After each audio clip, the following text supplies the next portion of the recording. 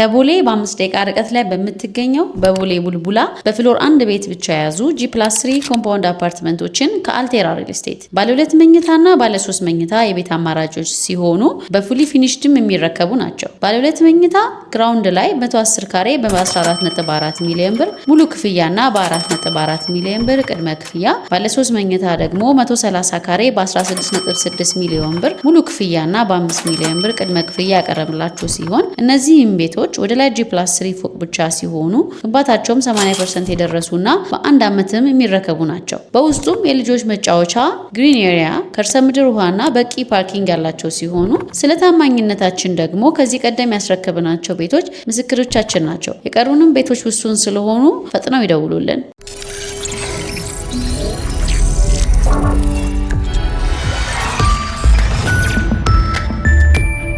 ይህ አባዜ ሰበር ነው። ዩክሬን ዛሬም 21 አስከሬኖች አነሳች። ከራሽያ አዲሱ ውርጅብኝ 23 ቦሊስቲክ ሚሳይሎች መካከል አንዱን እንኳ ሳታከሽፍ መቅረቷ ተሰማ። በቀናት ልዩነት የተለያዩ ቀዮቿ መገለጫና መታያ ከነበሩ አያሌ ሰማይ ጠቀስ ፍርስራሾች ውስጥ የ30 ዜጎቿን አስከሬኖች የለቀመች ዩክሬን በእሁድ ሌሊትና በሰኞ ንጋት መካከል ተጨማሪ 21 አስከሬን ማንሳቷን ትናገራለች። ይህ የሞስኮን ዘመቻ መራራነት በማያሻማ ሁኔታ ማሳያ ነው። የዩክሬኑ ፕሬዝደንት ቮሎዶሚር ዜሌንስኪ በተለመደ ሮሯቸው በዚህ ሳምንት ቱርክ ውስጥ የሚካሄደው የኔቶ የመሪዎች ጉባኤ ይሄንን እያየ ጠንካራ ውሳኔ ካልወሰደልኝ እንዴት እሺ ብዬ ልቀበል እችላለሁ? የዩክሬኑ ፕሬዝደንት ቮሎዶሚር ዜሌንስኪ በተለመደ ሮሯቸው በዚህ ሳምንት የሚካሄደው የኔቶ የመሪዎች ጉባኤ ይህንን እያየ ጠንካራ ውሳኔ መውሰድ አለበት ሲሉ እግዚኦታ አሰምተዋል። ቱርክ አንካራ ውስጥ ነው የሚካሄደው። ዜሌንስኪ እንደሚሉት አየር ኃይላቸው ክሩዝ ሚሳይሎችና ሰው አልቦችን ከማርገፍ አኳያ ተሳክቶለታል። ሞስኮ የከፈተችብን በላ አሉ ዜሌንስኪ 68 ሚሳይሎችና 351 ሰው አልቦችን ያካተተ ነው። ከዚህ ውስጥ 37 ክሩዝ ሚሳይሎችና 326 ሰው አልቦችን መተን ጥለናል ይላሉ። ዜሌንስኪ እንዳሳቀሉት ዋናው መካቲዮ ፓትሪዮት ሚሳኤል በአጋር አገራት የጦር ግምጃ ቤት ተቆልፎበት እንዲሻግት እስከተፈቀደና እስከቀጠለ ድረስ ሞስኮ የመኖሪያ ሕንፃዎቻችንን ማፈራረሷን ትቀጥላለች ሲሉ አሳቅለዋል። ዛሬ ጠዋት በከተማዋ ውስጥ ውድመቱ ግልጽ ነበረ። 3 የመኖሪያ አፓርትመንት ሕንፃዎች ሰፈር በከፊል ተገነዳድሷል። አንዱ በቀጥታ የሚሳኤል አረር የተመታ ነው ይላሉ። ሄሊኮፕተሮች በከተማዋ አያሌ ቦታ የተነሱትን ገሃነማዊ እሳቶች ለማጥፋት ውሃ እየቀዱ ሲያፈሱ ነው የዋሉት። የዩክሬን አስቸኳይ አደጋዎች አገልግሎት በበኩሉ እንዳስታወቀው 56 ሰዎች ቆስለዋል።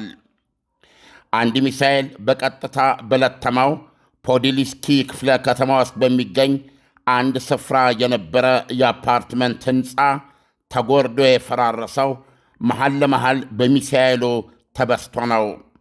ቀዳዳው ባቡር ያሾልካል። ነፍስ አድኖች ፍርስራሽ ውስጥ የጠፉትን ለመታደግ ክሬኖችንና አነፍናፊ ውሻዎችን ተጠቅመዋል። አግዳሚ ወንበር ላይ ተቀምጣ ስታለቅስ የነበረች አንዲት ሴት ለጋዜጠኞች ምንም ነገር መናገር አልፈለገችም ወይም አልቻለችም። ነፍስ አድን ሠራተኞች ስለ እሷ ሆነው ሲናገሩ 2 ዘመዶቿ ፍርስራሽ ውስጥ ተቀብረዋል ብለዋል። ነዋሪዎች በውድመቱ የደረሰባቸውን ጉዳት ለማስመዝገብ ፖሊስ ጣቢያ ረጅም ሰልፍ ሰርተው ይታያሉ። አንዷ 8ኛ ፎቅ ላይ አፓርታማ ነበራት። አሁን የለም። ምን ገጠመሽ ላሏት ጋዜጠኞች ልትናገር አለችና እምባዋ ሲተናነቃት ትታ ፊቷን አዞረች። ኦሌና የተባለችው ግን ከመጀመሪያው አጠገባችን የደረሰ ፍንዳታ በኋላ የመስታወት ስብርባሪዎች ጭንቅላታችን ገደማ መቱን። ከዛ ሁሉም ነገር ውሃ ላይ የቆመ ይመስል መዋለል ጀመረ፣ ተንቀጠቀጠ ትላለች። አልደብቃችሁም፣ ማስጠንቀቂያ ሰምቼ እንደ ወትሮ ወደ ቦምብ መጠለያ አልተራወጥኩም። ምክንያቱም አለቻቸው ኦሌና ለጋዜጠኞች፣ ደከመኝ፣ እንቅልፍ ተኝቼ ወደ ሥራ መሄድ ስለፈለግኩ ነበር ብላለች። አሁን ትንሽ መለስ ያልልኝ የተረጋጋው መስሎኝ ነበር፣ ነገር ግን አሁንም መላ ሰውነቴ ይንቀጫቀጫል ስትላክላለች። ኦሌና መንግሥት አንድም እንኳ ቦሊስቲክ ሚሳይል ለማክሸፍ አለመቻሉን በተመለከተ የራሷ ጥያቄዎች አሏት። ሚሳይሎች ቤቶቻችንን ደበደቡ፣ አስከፊ ነበረ፣ በጣም አስፈሪ ነበረ። ይህ ማለት እነሱን የምናቆምበት ምንም ነገር ያለን አልመሰለኝም። እና የት ሄዱ እነዛ ሸሪኮቻችን? የእኔ ጥያቄ ምንድን ነው ነገሩ? ይህን ጥያቄ ነው ማነሳው ብላለች። ከበላው ጥቂት ሰዓታት ቀደም ብሎ ፕሬዚደንት ዜሌንስኪ ሞስኮ ሁለተኛ ግዙፍ ጥቃት ልትከፍትብን ነው ሲሉ አስጠንቅቀው ነበረ። ትናንት 30 የገደለው ያለፈው ጥቃት ከ7 ቀናት በፊት ባለፈው ጁን 30 በኢትዮጵያ ሰኔ 23 ቀን እንደነበር አይዘነጋም። የኪየቭ ከንቲባ ቫይታሊ ክሊስቾክ እንዳሉት የከተማቸው 4 ክፍለ ከተሞች የውድመት መናኸሪያ ሆነዋል። መኪናዎች እዚህም እዚያም እንደ ጧፍ ሲነዱ ይታያሉ። ዜሌንስኪ የሩሲያው ኃያል ፕሬዚደንት ቭላዲሚር ፑቲን አገራቸውን በዳግመኛ የሚሳኤልና የሰው አልባ በላ ለማንኮር እሁድ ሌሊት መምረጣቸው ያለ ምክንያት አይደለም ሲሉም ከአሜሪካና ከኔቶ ጋር ሊያጋጯቸው ሞክረዋል። ይሄ የፑቲን ልማዱ ነው አሉ ዜሌንስኪ በኤክስ ገጻቸው ሲጽፉ። የፑቲን ልማዱ ነው። ከአሜሪካ የነጻነት ቀን በኋላ ወዲያውና ከኔቶ የአንካራ የመሪዎች ስብሰባ በፊት ተኮሰ ብለዋል። እዩት ንቀቱን ለማለትና አሜሪካና ኔቶን በቁጣ ለማንደድ ነው። አየር ኃይሉ እንደገለጸው በመላ ሀገሪቱም 34 ስፍራዎች በ29 ቦሊስቲክ ሚሳይሎች ሩምታና 18 ሰው አልቦች በቀጥታ ተደብድበዋል። ከሰው አልቦቹ መካከል እንደ ቦሊስቲክ ሚሳይሎች ሁሉ ያለ ፓትሪዮት የማይመታውና እስከ 500 ኪሎ ሜትር የሚከንፈው ጌራወርቅ 4 አባሮ ገዳይ አጥፍቶ ጠፊ ሰው አልባም ይገኝበታል። ኪየቭ እንደገለጸችው ሞስኮ የከፈተችው የሰው አልባ ወጀብ ከ350 በላይ ሲሆን እሩምታው ደግሞ 68 ሚሳይሎች ነበረ። የምቱ ንዝረትና ውድመት በሀገሪቱ የተለያዩ ከተሞች ዋና ከተማዋን ኪየቭን እንዲሁም ሱሚን፣ ከርኪቭና ዲኒፕሮ ፔትሮቭስክ ማዕከላዊ ከተማነች ጨምሮ የኤሌክትሪክ አገልግሎትን አቋርጦ ነበረ። የራሽያ መከላከያ ሚኒስቴር በወገኑ በሰጠው መግለጫ ከፍተኛ ኢላማ አይስቴ ረጅም ርቀት መቺ መሳሪያዎቻችንን በመጠቀም ኪየቭ ውስጥ የሚገኙ ወታደራዊ ኢንዱስትሪ ተቋማትን፣ የነዳጅና የኤነርጂ ጣቢያዎችን ደብድበናል ብለዋል። ድብደባው ዩክሬን በራሽያ ግዛት ሰላማዊ መሠረተ ልማት ላይ ለምታካሄዱ ጥቃት ምላሽ ነው ሲልም አስገንዝበዋል። የዩክሬን ጦር ዛሬ በሰጠው መግለጫ ወደ ራሽያ ከ2500 ኪሎ ሜትር በላይ ጠልቆ በመግባት የራሽያን ትልቁን የነዳጅ ማጣሪያ በሰው አልባ መትቻለሁ ብለዋል። ኢሳያስ፣ ይሄ የራሽያ ሩምታ ሪሊ በጣም ግዙፍ ነው። እስካሁን ጦርነቱ ከተጀመረ 4 ዓመት ተኩል ነው። በዚህ ጊዜ ውስጥ ያችን ሀገር አመሳቀሉ ከሚባሉ ከባድ ጥቃቶች መካከል በሦስተኛነት ደረጃ የተቀመጠ ነው። ሁለተኛው ደግሞ ከ6 ቀን በፊት ባለፈው የሰኔ 23 ያካሄደችው ነው።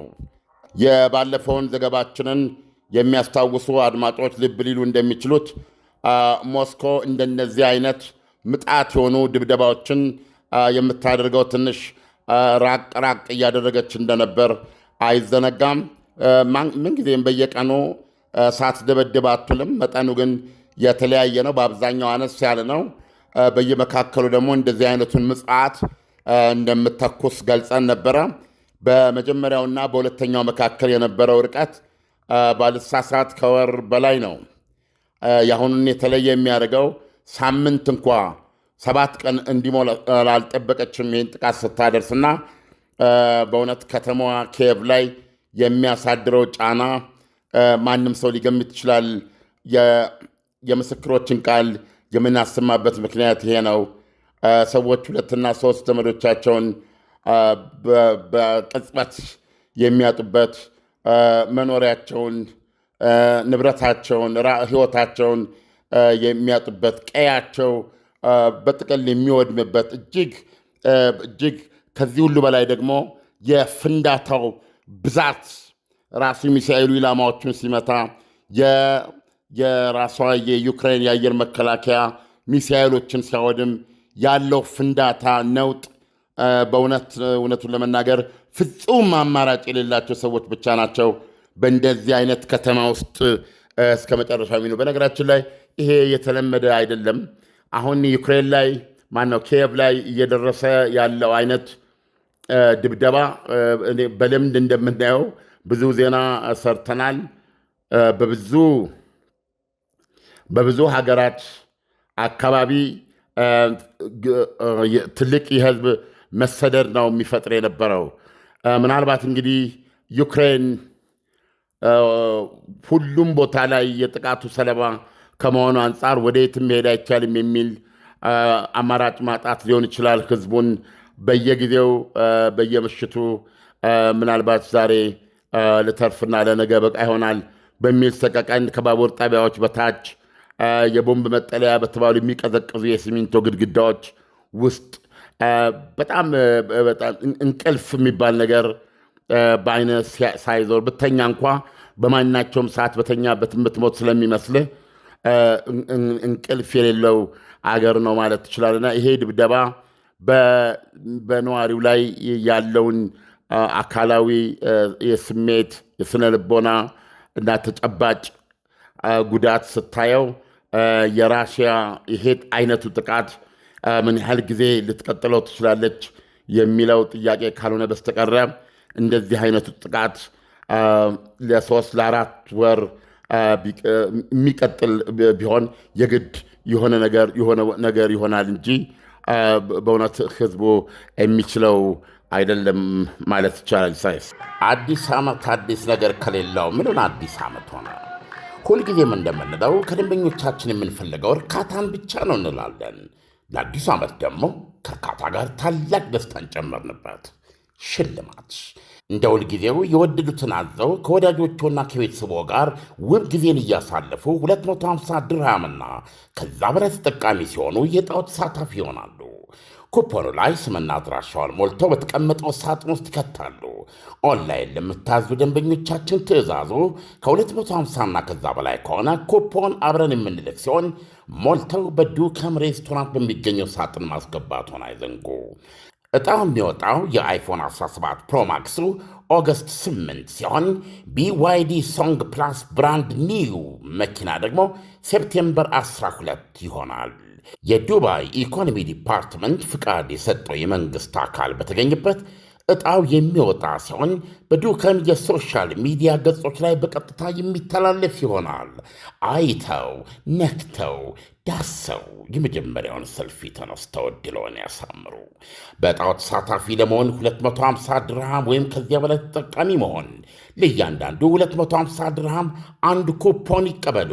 የኩፖን ብዛት ገደብ የለውም። ብዙ ሲጠቀሙ ብዙ ዕድል ያገኛሉ። ሕግና ደንቦች ተፈጻሚ ይሆናሉ። ምግብ በልተው መኪና የሚሸለሙ ከሆነ ከዱከም ውጭ የት ይመገባሉ? ለሁሉም ውድ ደንበኞቻችን መልካም ዕድል እንመኛለን። ዱካም ዱባይ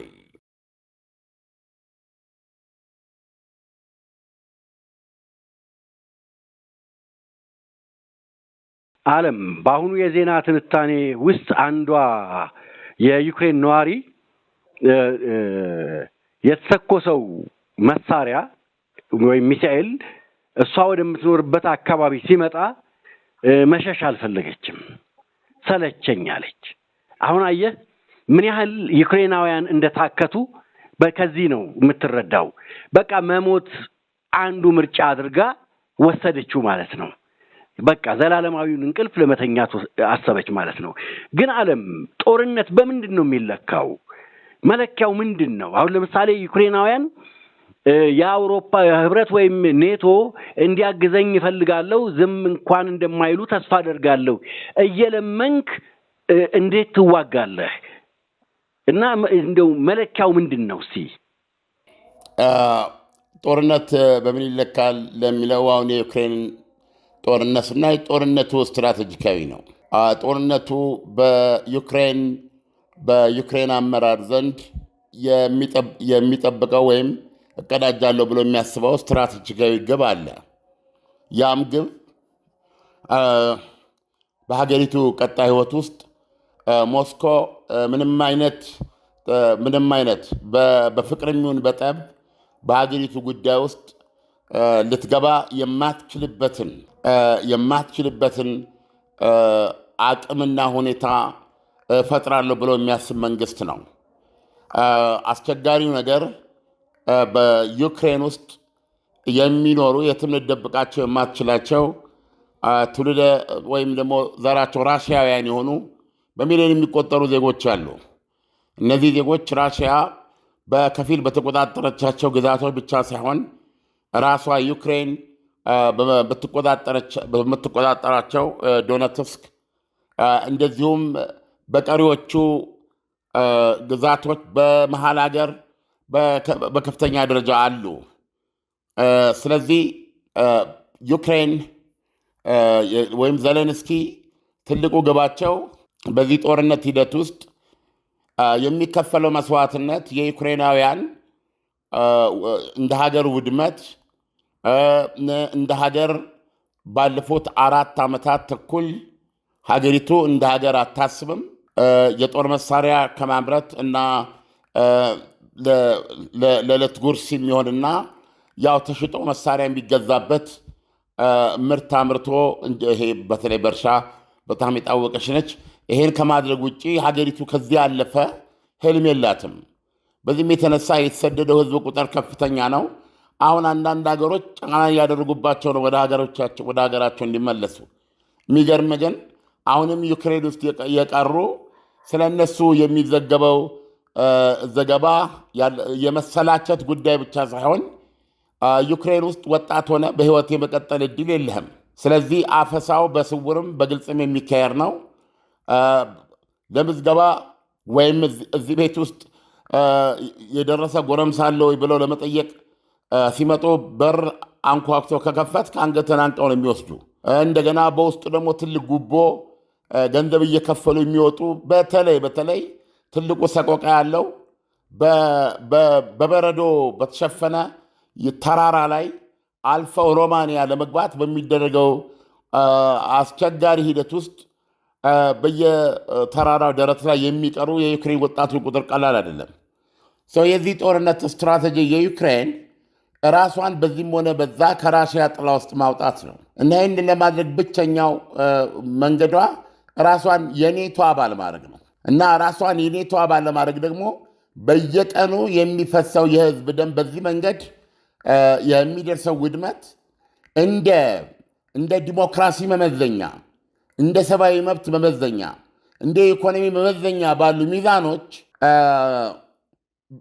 በዚህ ባጭር ጊዜ ልታመጣው የማትችለውን ከሷ በፊት በታሳቢነት የተያዙ ሌሎች አውሮፓ ሀገሮች እያሉ ከነሱ ሁሉ ቀድማ ባለባት አስቸጋሪ ሁኔታ ምክንያት የኔቶ አባልነት እንደ ሽልማት እንዲሰጣት ያለመ ነው ብዬ ነው የማስበው የዘለንስኪ ትግል። አለበለዚያ አይዶነ በጣም ከባድ እኮ ነው። እንደዚህ እኮ የራስህ ህዝብ ነው እኮ የራስህ ህዝብ ነው በየቀኑ የሚሞተው ከየፍርስራቸው የምታነሳው የራስህ ህዝብ ነው እና ናቹራል አይደለም ወይ በዚህ መነካት? ናቹራል አይደለም ወይ? ይሄ ነገር እንዲቆም የግድ የሆነ ነገር ማድረግ ይኖርብሃል።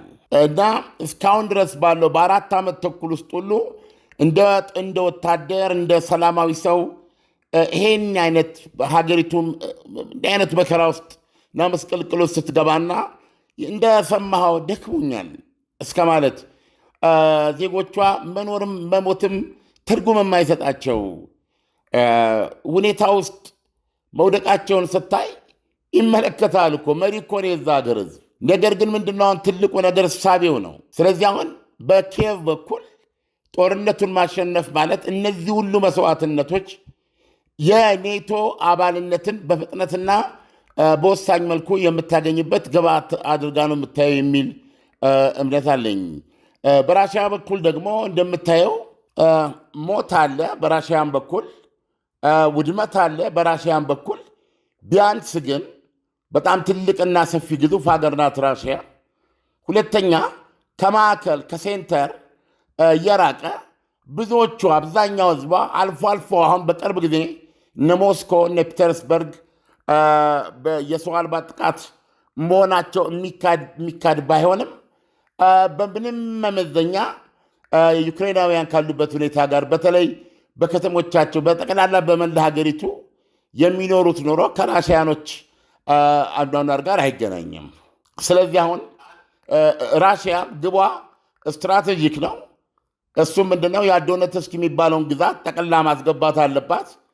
አሁን አንዳንድ ዘገባዎች እንደሚሉት ከሶስቱ ትልልቅ ከተሞች በዩክሬን እጅ ካሉት ውስጥ አንደኛውን ራሽያ ይዤዋለሁ ወስጄዋለሁ እያለች ነው። ከሆነ ደግሞ የሚገርም ፍጥነት ነው። ማንም በዚህ ደረጃ ይሆናል ብሎ የገመተ የለም። መቀመጫው አሜሪካ የሆነው የጦርነት ጥናት ተቋምም አላለም እና ካለች እጅግ አስገራሚ ገድል ፈጽማለች ብዬ ነው የማስበው ራሽያ። ይሁንና ዩክሬን በፍጹም በእጄ ነው ያለው ትላለች። ግን አንድ ነገር መስጠት ይቻላል አድማጮቻችን፣ ሁለቱም የለም አልተወሰደም በእኔ እጄ ነው ያለው በሚባባሉበት ጊዜ እንዴት ነው አድማጮች የቱን እንመለን ቢለው ምን ላይ ቆመን እንዴት እናገናዘብ የሚል ጥያቄ ላይ ነሱ ይችላሉ።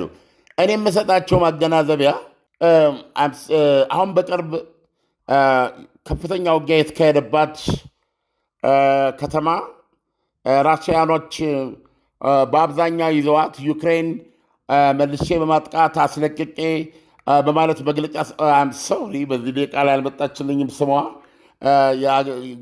መሬቶቻቸው ምድርቼ የትራንስፖርት መናኸሪያዋ ማለት ነው ወደነ ክራማቶርስክና ስሎቪያኒስክ ለመሄድ በር ናት እና ሉሃንስክ ናት። ሉሃንስክማ እንዳለ 99% በራሽያ እጅ ነው። ኦልሞስት በራሽያ እጅ ነው። እንትን የዶኔትስክ ግዛት አካል ነችና ራሽያ በቅርብ ነው የያዘቻት። የመናኸሪያ ነች፣ የባቡር ትራንስፖርት መናኸሪያ ነች። ስንቅ ለጦርነት ግንባሩ የሰው ኃይል የተመሳሰለው የሚገባባት ነች እና እሷ በጣም ቁልፍ ነች እና ከ6 ወር በላይ የተዋጉባት ነች። ዘ ኒውስ እስከ መጨረሻው ድረስ ዩክሬኖች በይፋ በሚሰጡት መግለጫ ኦልሞስት እንደገና ከራሽያኖች እጅ እያወጡ ኢቨን ራሽያኖች ይዘዋቸው የነበሩትን እያስለቀቁ እንደነበር ነው። አሁን ግን ዜናው 100% በራሽያ እጅ ነው ያለው። እንደዚህ አይነት ነገሮች ስናስገባ የባክሙትን ጉዳይ ታውቃለህ። ብዙ ጊዜ በሰማይ ነፍሳቸውን ይማር ነው የሚባለው እኛ ጦረኛ ፕሪጎዥን በእጃችን አስገብተነዋል ብለው ከተናገሩ ስንት ጊዜ እስከ ባክሙትን አጣሁት ብላ አታውቅም ዩክሬን። በቃ እስከ መጨረሻ ይከራከሩና መጨረሻ አንድ ቀን ባክሙት ላይ እንዲሆነ ነው ይባለው እና በዩክሬኖች በኩል ያለማመን ስትራቴጂ አለ እና ስለዚህ አሁን በመጨረሻ የዩክሬን 30 ወይም 25% ገደማ የዶኔትስክ ግዛት በእጇ ነው ማለት 3 ከተሞች ናቸው ሜይንሊ በዋነኛነት ክራማቶርስክና ስሎቪያንስክና እቺ አሁን ራሽያ ይዣታለሁ የምትለው 3ኛ ከተማ ነች። ዩክሬን የለም በእኔ እጅ ናት የምትላት ማለት ነው። ስለዚህ አሁን ራሽያ ያቀረበችውን ክርክር የምንወስድ ከሆነና ይቺ ከተማ በራሽያ እጅ ገብታ ከሆነ ፕሮባብሊ 15% ቢቀራት ነው በእጇ ዩክሬን እና መሬቱም ላይ ያለው እውነታ በተጨባጭ ዩክሬንን የሚያገዝ እንዳልሆነ ማሳያ ነው። ይሄ ሁሉ ጦርነት የሚደረገው በዚህ ነው። ቭላዲሚር ፑቲን አሜሪካ አንኮሬጅ ከተማ አሜሪካ ውስጥ ማለት ነው ከዶናልድ ትራምፕ ጋር ለመጀመሪያ ጊዜ በተገናኙበት ወቅት የተነጋገርነውና የተስማማነው ይሄ ነው የሚሉት። ራሽያ ከ1000 ኪሎ ሜትር በላይ በተዘረጋ የጦር ግንባር ውስጥ የያዘቻቸውን የተለያዩ ከተሞች ወታደሯ ባለበት ቦታ ላይ ጦርነቱን ለማቆምና ዩክሬን የዶኔትስክን ግዛት ሙሉ በሙሉ አሳልፋ እንድትሰጣት የሚጠይቅ ነበረ። ምንድነው ሉሃንስክ ኦልሬዲ በራሽያ እጅ ናት። 70% ቢያንስ ዶኔትስክ በራሽያ እጅ ነበረ። አሁን ከቀሩት 3 ከተሞች አንዱን ራሽያ ይዛ ከሆነ ቅድም እንዳልኩ ከ15% በታች ነው ዩክሬን የሚኖራት። ስለዚህ እና ዩክሬን ያንን ግዛት ለራሽያ ለቆ ጦርነቱን ለማቆም አለመፈለግ ብቻ ሳይሆን አሜሪካ የሰጠችው አማራጭ ወይ እዛ ውስጥ ወታደርሽን አውጭና የኢኮኖሚ ዞን ይሁን የሁለታችሁም ወታደሮች የማትቆጣጠሩት ነገር ግን እዛ ያለው ራሽያም የኔ ነው የምትለው ዩክሬንም የኔ ነው የምትለው ህዝብ ከተማው እንዳለ ሆኖ በጋራ የኢኮኖሚ ዞን ሆኖ ተጠቃሚ የሚሆንበት አማራጭ መፍትሄ አሜሪካ አቅርባ ነበር። ይህንንም ዘለንስኪ አልተቀበለም። ምክንያቱም ምንድን ያለው የኔ ጦር 3ቱን ከተሞች ለቆ መውጣት ካለበት ወደ 30 ኪሎ ሜትር ነበር ያኔ። አሁን ከዚያ ያነሰ ነው። የራሽያ ጦርም ካለበት ወደኋላ 30 ኪሎ ሜትር ለቆ ሁለቱ እነዛ ግዛቶች ተቀላቅለው የኢኮኖሚ ዞን ይሆናል። በእኔ ጦር ቁጥጥር ስር የሚጠበቅ መሆን አለበት የሚል ክርክር ነው ዘለንስኪ ያነሱትና መፍትሄ አይታይም።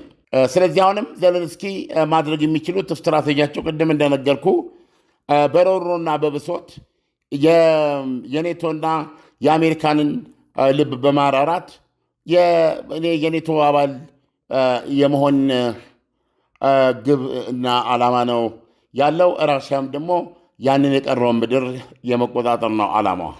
አዲስ ዓመት አዲስ ነገር ከሌለው ምንን አዲስ ዓመት ሆነ? ሁልጊዜም እንደምንለው ከደንበኞቻችን የምንፈልገው እርካታን ብቻ ነው እንላለን።